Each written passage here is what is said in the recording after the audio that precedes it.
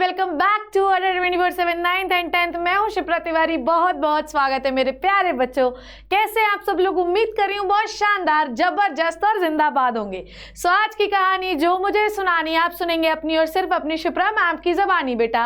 और आज हम पढ़ रहे हैं न्यूट्रिशन का आखिरी टॉपिक। घबराना मत, धीरे धीरे धीरे धीरे बिल्डअप कर रहे हैं हम कंसेप्ट। आप इन कंसेप्ट को धीरे धीरे देखते जाओ, पूरा रट जाएगा। वन शॉट रिविजन में सब समझ में आ जाएगा। कोशिश ये करूंगी कि सारे वन शॉट पहले ही दे दूं आपको चैप्टर के। चलिए, तो आज हम आखिरी पार्ट डील करने के लिए आए हैं, जो कि है पूरा न्यूट्रिशन को रिवाइज करना। और इसमें मैं आपको सारी चीजें जो है फिर से बता दूंगी। क्या सारी चीजें, वो आपको अभी समझ में आएगा। मतलब जितनी भी चीजें हम लोगों ने अभी तक पढ़ी है, जितना कुछ भी अभी तक हम लोगों ने पढ़ा है, वो सब आज आप सीख जाएंगे, पूरा रिवाइज कर पाएंगे। ठीक है, चलिए मेरे साथ सब लोग शुरू हो जाइए। फिजियोलॉजी ऑफ ये क्या हुआ? फिजियोलॉजी ऑफ डाइजेशन में पहली चीज जो हम डील कर रहे हैं, डाइजेशन कहाँ से स्टार्ट होता है बच्चों? माउथ से स्टार्ट होता है। समझ गए क्या बोल रही हूँ मैं? 30% स्टार्च आप माउथ में डाइजेस्ट करते हैं। ठीक है, 30% स्टार्च आप माउथ में डाइजेस्ट करते हैं। क्लियर है? अब आपको डाइजेशन क्या है, स्टार्च कैसे डाइजेस्ट करता है भाई? आपके माउथ में आता है सलाइवा। कम से कम 3 बार ये रिएक्शन तो पढ़ ही चुके होंगे। सलाइवा में कौन सा जो है वो होता है एंजाइम। सलाइवा में होता है salivary amylase. Salivary amylase starch को किस में तोड़ता है? सलाइवरी अमाइलेज स्टार्च को तोड़ता है माल्टोज में। माल्टोज क्या है बच्चों? ये एक डाइसैकेराइड है। डाइसैकेराइड का मतलब क्या होता है मैडम जी? आपने तो ऐसे बनाया है जैसे कि मगरमच्छ के दांत। तो ऐसे नहीं बनाना है, मैम साफ साफ लिख रही। देखो, माल्टोज को आप किस में तोड़ते हैं? डाइसैकेराइड्स में। डाइसैकेराइड का मतलब होता है 2 unit of glucose. 2 unit of glucose के ग्रुप को हम डाइसैकेराइड कहते हैं, जो आप सलाइवरी अमाइलेज या इसी का दूसरा नाम टाइलिन होता है, उससे तोड़ते हैं। क्लियर है इतनी बात? कितना पेयर सलाइवरी ग्लैंड है? 3 है। मैं बताऊंगी नहीं, ऑलरेडी हम ग्लैंड्स में इनके बारे में बात कर चुके हैं। एक है पैरोटिड कान के पीछे, एक है जबड़े के पास, एक है जीभ के नीचे। यहाँ पर ये पाई जाती है, पर ये आपको याद नहीं करना। याद हो तो ठीक है, नहीं याद हो तो कोई स्ट्रेस नहीं लेना है। 1 2 एंड 3। ठीक है, चलो अब आते हैं भाई। अब आपका खाना ईसोफेगस में कोई डाइजेशन होता है क्या बच्चों? No digestion in the oesophagus. Oesophagus में कोई डाइजेशन नहीं होता, क्योंकि कोई एंजाइम भी नहीं होता। ठीक है, ओके मेरे प्यारे बच्चों, तो कोई एंजाइम नहीं होता, इसीलिए कोई डाइजेशन भी नहीं होता। ठीक है, अब आते हैं भाई साहब हम किस में? हम आते हैं स्टमक में। स्टमक में क्या निकलता है बच्चों? स्टमक में निकलता है गैस्ट्रिक जूस। ठीक है, गैस्ट्रिक जूस में क्या क्या होता है? गैस्ट्रिक जूस में होता है मैम जी HCl एंजाइम्स, और आपका क्या होता है बच्चों? HCl एंजाइम्स, और क्या होता है यार? और होता है म्यूकस। बहुत ही बढ़िया मेरी संतानों, जल्दी आगे बढ़ते हुए HCLs। चलिए, सबसे पहले कौन सा एंजाइम होता है? पेप्सिन। पर मैंने आपको बताया था पेप्सिन को एक्टिवेट कौन करता है? HCl। पहले ये सोया हुआ रहता है, इसको एक्टिवेट करता है पेप्सिन। अब पेप्सिन जो है वो किसका डाइजेशन करता है भाई साहब? पेप्सिन प्रोटीन का डाइजेशन करता है। तो अगर आपसे कोई पूछे कि प्रोटीन का डाइजेशन कहाँ से स्टार्ट होता है, तो आप सीधी सीधी बात करेंगे स्टमक से होता है। प्रोटीन को ये तोड़ देते हैं पेप्टाइड्स और पेप्टोन में। ये क्या होते हैं मैम जी? पेप्टाइड्स प्लस पेप्टोन में तोड़ देते हैं। मैम ये क्या होते हैं? आइए समझते हैं। इस डायग्राम को आप रुक जाओ बच्चों, इस डायग्राम को आप ध्यान से देखना, आपको चीजें सब समझ में आएंगी। बस मैम के साथ बने रहना, एरोप्लेन से उतरना मत, नहीं तो क्रैश हो जाओगे। चलो आ जाओ भैया। तो गैस्ट्रिक जूस है, गैस्ट्रिक जूस में HCl ने एंजाइम को एक्टिवेट किया और पेप्सिन से हम प्रोटीन को डाइजेस्ट करेंगे। म्यूकस प्रोटेक्शन करता है HCl से। चलो बेटा, तो आपके पास प्रोटीन है। देखो प्रोटीन कितने सारे जो है अमाइनो एसिड से मिलकर बना है। इसको हम क्या कहते हैं बच्चों? इसे हम कहते हैं अमाइनो एसिड। इस अमाइनो एसिड को पेप्सिन जो है, ये जो बीच बीच बॉन्ड्स आपको दिख रहे हैं ना, ये काले काले बॉन्ड कहलाते हैं पेप्टाइड बॉन्ड। क्या कहलाते हैं मेरे प्यारे बच्चों? इसे हम कहते हैं लल्ला पेप्टाइड बॉन्ड। अब जब पेप्सिन इस पर काम करता है तो बीच बीच से बॉन्ड को ब्रेक करके ये देखो क्या बना दे रहा है, ये बना दे रहा है पॉलीपेप्टाइड्स। इन्हीं को हम पेप्टाइड्स भी कह सकते हैं, प्लस इन्हीं को हम पेप्टोन्स भी कह सकते हैं। I hope this is clear to you guys.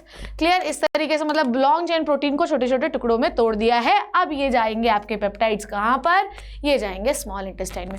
तो बहुत सारे पॉलीपेप्टाइड, पेप्टाइड, पेप्टोन सब एक ही चीज़ है, ग्रुप ऑफ अमाइनो एसिड। ठीक है, तो यहाँ पे क्वेश्चन है what is the main function of pepsin in the gastric digestion? Break down the protein into the smaller fragment of the polypeptide. polypeptide मतलब अमाइनो एसिड की चेन, पर उतनी लंबी चेन नहीं कि प्रोटीन बन जाए। ठीक है, अब आ जाओ नेक्स्ट अपन बात करते हैं। क्या भैया, खाने का प्रोटीन का डाइजेशन हो चुका है, अब आपका जो प्रोटीन डाइजेस्ट हुआ है, ये बात ध्यान से समझेंगे सब लोग, एवरीबॉडी। अब आपका जो खाना है वो हाईली एसिडिक है और इस खाने को हम कहते हैं काइम। ठीक है, हालांकि ये नहीं आएगा पर सुन लो, खाना आपने चबाया, आपने खाने को गोल गोल बनाया, इसे हम कहते हैं बोलस। बोलस बोलस आया, बोलस में आपने गैस्ट्रिक जूस मिलाया और आपने खाने को डाइजेस्ट किया, इसे कहते हैं काइम। अब काइम आएगा आपके स्मॉल इंटेस्टाइन में, पर आप देखिएगा ध्यान से कि स्मॉल इंटेस्टाइन और क्या क्या रिसीव कर रहा है, पेंक्रियाटिक जूस, और इधर से आ रहा है आपका बाइल जूस, ये भी रिसीव कर रहा है। क्यों रिसीव कर रहा है? क्योंकि जो खाना स्टमक से आ रहा है वो हाईली एसिडिक है। एसिडिक खाने में कभी भी पेंक्रियाटिक जूस के एंजाइम्स और इंटेस्टाइन के जूस के एंजाइम काम नहीं करते। तो पेंक्रियाटिक जूस और लीवर से आ रहे बाइल जूस के पास होते हैं बहुत सारे बाइकार्बोनेट आयन और बहुत सारा सॉल्ट, जो कि खाने को एल्केलाइन बना देता है छोटी आंत में, स्मॉल इंटेस्टाइन में, और आपका खाना आसानी से डाइजेस्ट हो सकता है by the help of enzyme. किसके एंजाइम? पेंक्रियाटिक जूस के एंजाइम और स्मॉल इंटेस्टाइन के एंजाइम। मैम आपने बाइल नहीं बोला, क्योंकि बाइल में कोई एंजाइम होता ही नहीं है। ठीक है, exit food from the stomach is regulated by the sphincter. Now listen to me very carefully. आपका जो स्टमक का एंड होता है, यहाँ पर एक पाइलोरिक स्फिंक्टर होता है, बस स्फिंक्टर याद करना। स्फिंक्टर एक रबर बैंड होता है, तो रबर बैंड को जब आप ऐसे करके बांध देंगे तो खाना स्टमक से इंटेस्टाइन की ओर नहीं आएगा, जब रबर को खोलेंगे तभी आएगा। ठीक है, तो sphincter regulate the back flow, कि अगर आपका खाना एक बार, एक मक्खी ने मुझे बहुत परेशान कर रखा है, तो अगर आपका खाना स्मॉल इंटेस्टाइन में आ गया है तो वापस से स्टमक में नहीं जा सकता due to the function of sphincter, और एक बार अगर स्टमक में है तो मतलब स्टमक से नीचे ही आएगा, ऊपर नहीं जा सकता, और अगर आया ना तो उल्टी, इसको उल्टी कहते हैं। ठीक है, वॉमिटिंग। समझ में आई बात? तो exit of food from the stomach is regulated by the sphincter. Sphincter को अपन कैसे याद रखेंगे? By the rubber band. अगर आपका रबर बैंड खुला तो आपके जो फ्लो है वो आगे चला जाएगा। क्लियर है बच्चों? This food is acidic, has to be made alkaline by the action of secretion from the liver and the pancreas. तो ये जो चीज खाना आप भेज रहे हैं ये एल्केलाइन होता है by the help of pancreatic juice and the bile juice, because they have salts, you know. चलो भैया मेरे आ जाओ। ठीक है, ये पूरा आप अगर कुछ नहीं याद हो रहा है, मैम हमारा दिमाग खराब हो रहा है, लर्न दिस डायग्राम। लर्न बेटा, सिर्फ इतना डायग्राम याद कर लो, तुम्हारा काम बन जाएगा, खत्म। चलो आओ अगला बात करते हैं। नेक्स्ट अपन बात करते हैं भाई स्मॉल इंटेस्टाइन में डाइजेशन की।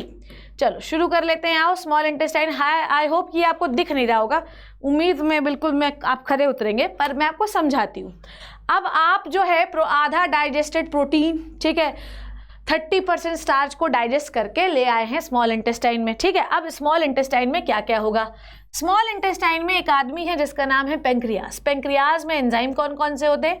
पेंक्रियास में एंजाइम होते हैं पेंक्रियाटिक जूस में, पहला पेंक्रियाटिक अमाइलेज, दूसरा क्या होता है पेंक्रियाटिक लाइपेज, फिर कौन सा होता है ट्रिप्सिन। क्लियर है? तो बस अपने को 3 ही याद करने हैं। Now listen to me very carefully. अब अपन बात कर रहे हैं सबसे पहले किसके? डाइजेशन स्मॉल इंटेस्टाइन में कैसे होता है। ये आपको पता है कि स्मॉल इंटेस्टाइन रिसीव क्या क्या करता है। This is the small intestine. Small intestine क्या क्या रिसीव कर रहा है? देखो, यहाँ से पेंक्रियाटिक जूस, यहाँ से बाइल जूस और स्टमक से खाना। ठीक है, तो ये सारी चीजें कौन रिसीव कर रहा है? देख लो फिर से, एवरीबॉडी कम ऑन एवरीबॉडी, इधर देखो ध्यान से, क्या क्या रिसीव कर रहा है स्मॉल इंटेस्टाइन? पेंक्रियास पीला पीला, बाइल जूस ये, और खाना स्टमक से। ये सब कहाँ जा रहे हैं? ये सब जा रहे हैं स्मॉल इंटेस्टाइन में, और साथ में स्मॉल इंटेस्टाइन खुद का भी एंजाइम निकालती है। किसी भी चीज़ का फाइनल डाइजेशन हमेशा कहाँ होता है? स्मॉल इंटेस्टाइन में होता है। रट्टा मर चुका होगा अभी तक तो यार।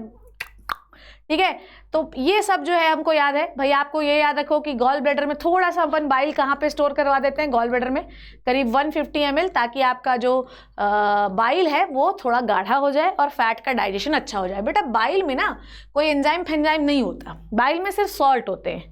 तो ये सॉल्ट जो होते हैं क्या करते हैं, बड़े फैट को छोटे टुकड़ों में तोड़ देते हैं, जिसे हम क्या कहते हैं, जिसे हम कुछ नहीं कहते, जिसे हम इमल्सिफिकेशन ऑफ फैट कहते हैं। ठीक है ना। पेंक्रियाटिक, ये सब समझा दिया मैंने, क्लियर है।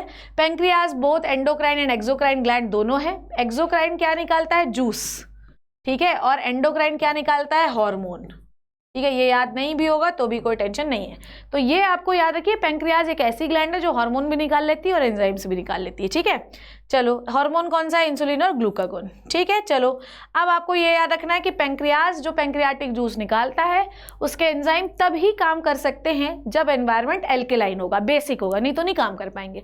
तो पेंक्रियाज अपनी व्यवस्था, पेंक्रियाटिक जूस अपनी व्यवस्था खुद लेके चलता है भैया, वो अपने साथ बहुत सारे ऐसे सॉल्ट लेके चलता है जो एनवायरनमेंट को एल्केलाइन बना देते हैं, ताकि एंजाइम जो उसके अंदर हैं वो अच्छे से काम कर सके खाने के ऊपर। I hope this is clear to you guys. ठीक है, ये बढ़िया बढ़िया मैंने 1 नंबर के डायग्राम लगा रखे हैं, ठीक है, जो आपको बढ़िया तरीके से समझ में आएंगे। आ जाओ, now will talk about the कि आपका स्मॉल इंटेस्टाइन में डाइजेशन पेंक्रियाटिक जूस से होता कैसे है।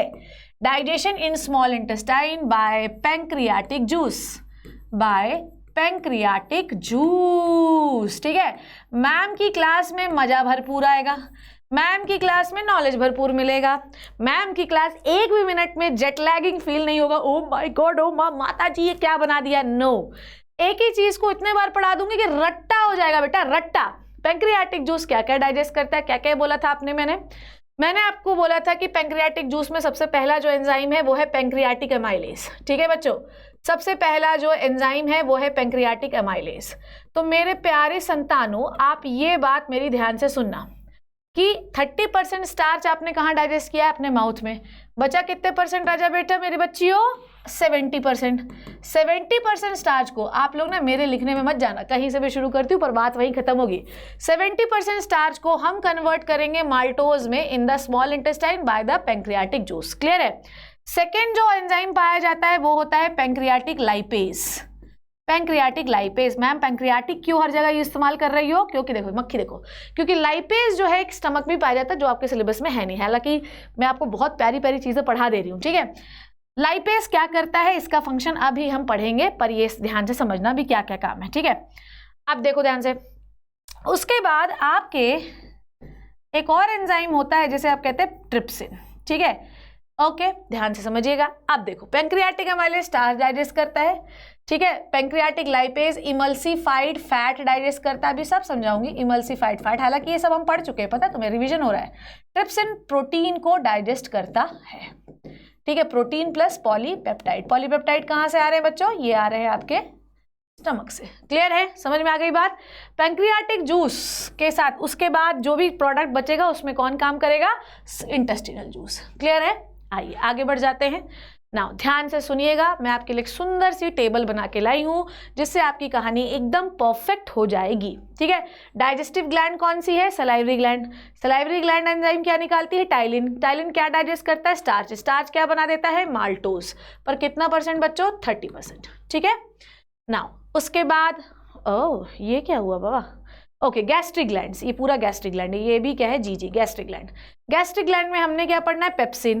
पेप्सिन जो है ये किस पर काम करता है, प्रोटीन पर। किस क्या बना देता है, पेप्टोन्स। क्लियर है, पॉलीपेप्टाइड भी लिख लो कहीं, पेप्टोन्स, पेप्टाइड, मैम ये सब क्या है, तो ये सब एक ही चीज़ है, तो टेंशन नहीं लेना, सब एक ही चीज़ है। ठीक है, ठीक है, ग्रुप ऑफ अमाइनो एसिड, पर इतना बड़ा ग्रुप नहीं है कि प्रोटीन बने, प्रोटीन को तोड़ तोड़ के अपन ने उसकी चेन निकाल के रख ली है। ठीक है, रेनिन होता है, हालांकि ये आपको नहीं पढ़ना है, पर रेनिन इन्फेंट्स में होता है, जो कि मिल्क प्रोटीन जिसको हम केसिनोजन कहते हैं उस पर काम करता है और मिल्क को कर्ड में कन्वर्ट कर देता है। ठीक है, स्टमक में ही काम होता है। Now will talk about the pancreas. Pancreas में आपने ये पढ़ना है, ये पढ़ना है और ये पढ़ना है, बस 3 पढ़ना है, ये वाला नहीं पढ़ना है। अब उसके बाद आपको ध्यान से देखो, पेंक्रियाटिक एमाइलेज क्या डाइजेस्ट करता है, स्टार्च। कितने परसेंट, 70% किस में कन्वर्ट करता है, माल्टोज में। फिर उसके बाद trypsin, protein and peptones plus polypeptide. Polypeptide भूल मत जाना, पॉलीपेप्टाइड ये कहाँ से आ रहे हैं, स्टमक से आ रहे हैं। ये दोनों कहाँ से आ रहा है बच्चों, ये दोनों आ रहा है स्टमक से। ठीक है, जरूरी नहीं कि सारा जो प्रोटीन है वो स्टमक पॉलीपेप्टाइड और पेप्टोन में तोड़ दे, कुछ बचा भी रहेगा तो ये किस में कन्वर्ट कर देता है, ये कन्वर्ट कर देता है पेप्टाइड्स एंड अमाइनो एसिड में। ठीक है, अब पेप्टाइड को कौन जो बचा हुआ अमाइनो एसिड में कन्वर्ट करेगा, इंटेस्टिनल जूस। अब सीधे आ जाओ इस पे, इसको नहीं याद करना, पैंक्रियाटिक लाइपेज, ठीक है, ये भी प्रोटीन डाइजेस्टिव एंजाइम है, ठीक है, बस याद रखना। काइमो, ट्रिप्सिन, ट्रिप्सिन वाले जितने ग्रुप है सब प्रोटीन डाइजेस्ट करते हैं। Emulsified fat, now listen to me very carefully, what is emulsified fat, मैं आपको अभी समझाती हूँ, देखो ध्यान से समझना। फैट एक बहुत ही बड़ा मॉलिक्यूल है। इस पर कौन काम करता है? इस पर काम करते हैं बाइल सॉल्ट। तुमको पता है बाइल का कोई आपके शरीर में एज सच बहुत बड़ा काम है ही नहीं। बाइल आपका बस फूड को एल्कलाइन बनाता है और फैट को डाइजेस्ट करता है। बाकी का एक्सक्रीटरी वेस्ट, जो पॉटी का कलर पीला, सुसु का कलर येलो होता है ना, वो बाइल पिगमेंट होते हैं, उनमें कलर होते हैं, उनकी वजह से, ठीक है। तो फैट को अपन तोड़ देते हैं छोटे छोटे फैट में, ठीक है, smaller fat globule, small fat में कन्वर्ट हुआ। बेटा जी इस प्रोसीजर का नाम होता है इमल्सिफिकेशन, ठीक है। This procedure is called as emulsification. इस प्रोसीजर का नाम है इमल्सिफिकेशन। जब आप बहुत बड़े फैट को छोटे फैट में तोड़ देते हैं तो इसे इमल्सिफिकेशन कहते हैं। उसके बाद इस फैट को, इस पर फैट पे आप काम करेगा लाइपेज। लाइपेज आप देख रहे हैं कहाँ पर है, पैंक्रियाटिक जूस पे है, और इसे आप कन्वर्ट कर लेंगे भाई साहब फैटी एसिड प्लस ग्लिसरॉल में। नाउ मैं आपको ये समझाने की कोशिश कर रही हूँ कि फैट की सबसे छोटी यूनिट फैटी एसिड और ग्लिसरॉल होती है, पर बड़े फैट से डायरेक्ट ये नहीं बनता, पहले बाइल सॉल्ट उसको छोटा करेगा, this is called as emulsification. अब इस emulsified, this is the emulsified fat ना, इस पर काम करेगा लाइपेज और उसे कन्वर्ट करेगा फैटी एसिड और ग्लिसरॉल में। आगे बढ़ते हैं। Now intestinal gland, intestinal gland जो है ये क्या निकालती हैं? Intestinal juice. इंटेस्टिनल ग्लैंड क्या निकालेंगे? इंटेस्टिनल ग्लैंड इंटेस्टिनल जूस निकालती हैं।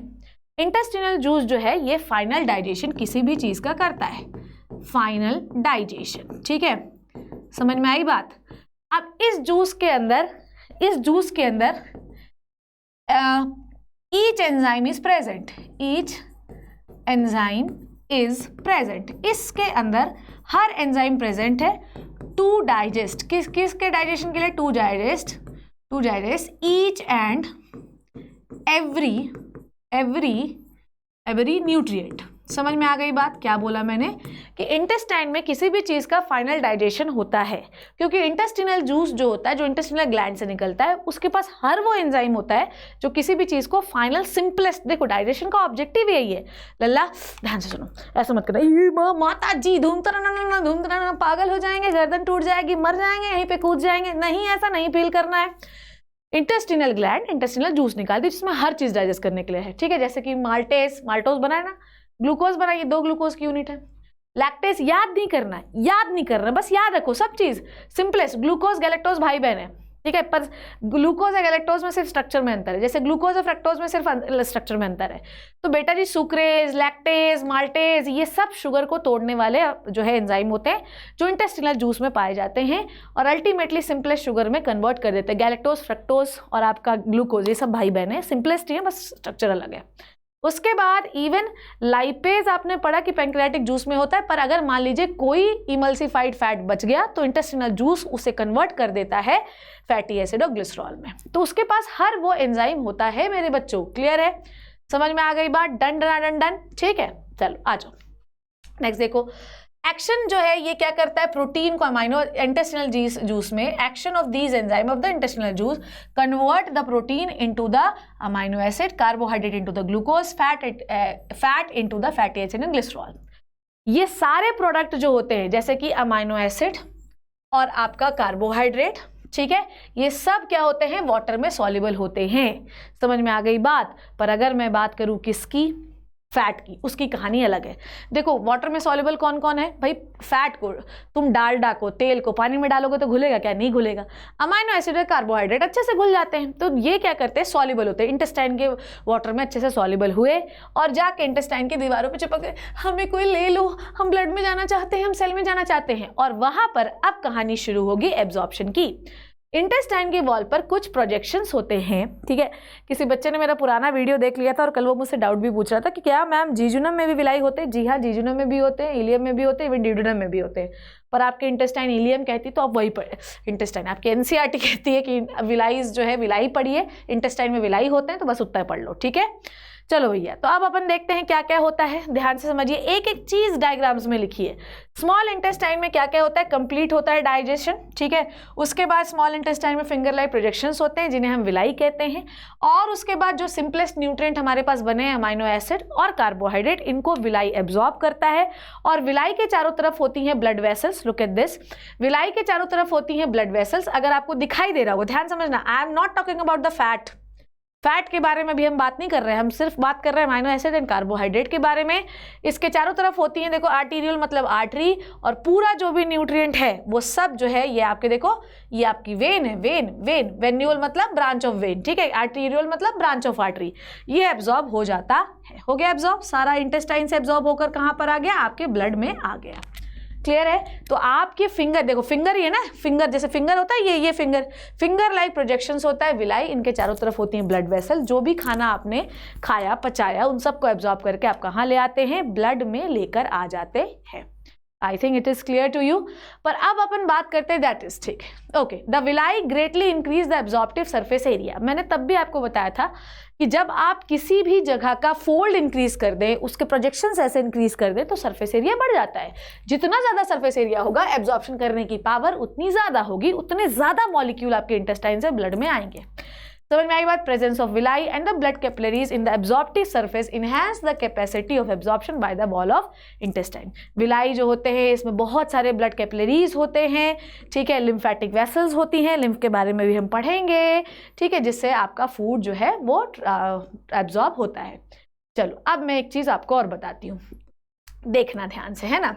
अगर मैं बात कर रही हूँ अमाइनो एसिड की, ठीक है, और अगर मैं बात कर रही हूँ ग्लूकोज की, तो ये क्या करते हैं, goes directly into the blood, goes directly into the blood by villi, ठीक है। पर अगर मैं बात कर रही हूं किसकी, फैटी एसिड्स की, तो ये पहले कहाँ जाते हैं, लिम्फेटिक वेसल में जाते हैं, लिम्फेटिक वेसल्स में जाते हैं, और उसके बाद ये ब्लड में जाते हैं। तो फैट डायरेक्टली ब्लड में नहीं जाता क्योंकि वाटर सॉल्युबल नहीं होता, तो पहले वो कहाँ जाएगा, लिम्फेटिक वेसल में जाएगा, उसमें कुछ कन्वर्जन्स होंगे, उसके बाद वो ब्लड में आता है। लिम्फेटिक वेसल में क्या होता है, लिम्फ होता है। लिम्फ क्या है, बॉडी का ही एक फ्लूइड है ब्लड जैसा, जिसके बारे में हम लोग पढ़ेंगे इन द सर्कुलेशन। क्लियर हो गया। आपका amino acid and glucose directly villi से एब्जॉर्ब हुआ, ब्लड में आया। पर if we are talking about the fat, fat क्या होगा, सबसे पहले लिम्फेटिक वेसल्स में जाएगा। यहाँ पे लिम्फेटिक वेसल्स बनी होंगी, ध्यान से देखो, यहाँ पे लिम्फेटिक, देखो ये क्या है, ये क्या है, वेन, वेन, पूरा खाना वेन में ही होता है, when when when when when में। तो आपकी इंटेस्टाइन को ब्लड में, भाई इंटेस्टाइन एक ऑर्गन है, उसको ऑक्सीजन देने के लिए आर्टरीज आती हैं, और खाना वेन में आता है, वेन चला जाता है ऊपर, ठीक है, समझ में आ गई बात। और लिम्फेटिक वेसल्स कहाँ हैं, lymphatic vessel, look at this, ठीक है, कहाँ गया, कहाँ गया, कहाँ गया, कहाँ गया, कहाँ गया, where is the lymphatic capillaries, okay, the absorb, green colour का दिख नहीं रहा है मुझे इसमें, but we having, okay, lymphatic capillaries green colour की, देखो ये देखो, देखो ध्यान से, ये स्ट्रक्चर बढ़िया बना है, यहाँ पे आपको सब समझ में आएगा। पेन कहाँ है भाई, चलो ओके बच्चों, तो देखो रेड वाला क्या है, रेड वाली इज द आर्टरी, ठीक है, ब्लू वाली is the when, branch of when, ठीक है, और ग्रीन वाली आपकी क्या है, लिम्फेटिक वेसल। तो फैट कहाँ जाता है, लिम्फेटिक वेसल में। लिम्फेटिक वेसल में क्यों जाता है, ताकि आसानी से उसको ब्लड में पहुंचाया जा सके।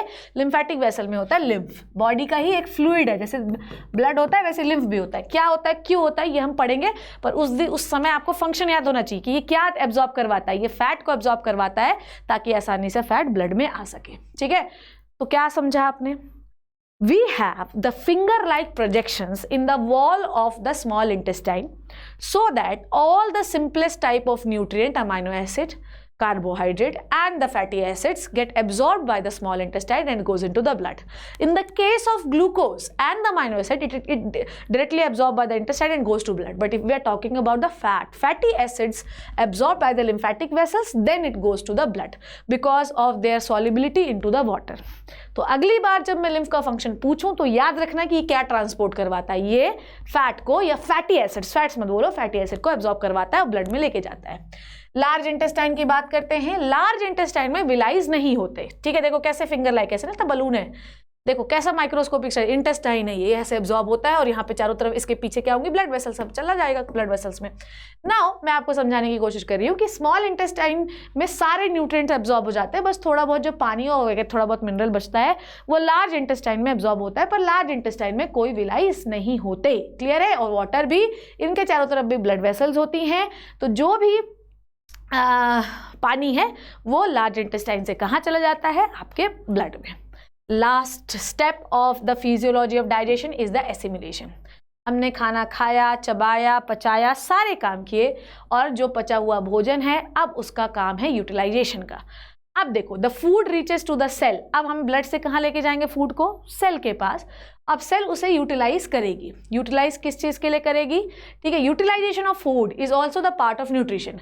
सेल उसको यूज करती है, ये भी क्या कर रही है, ये भी न्यूट्रिशन का ही एक पार्ट है। सिंपल मॉलिक्यूल्स में बी यूज्ड, अब क्यों यूज किए जाते हैं, ताकि वो अपनी सेल और टिश्यू का पार्ट बना सकें।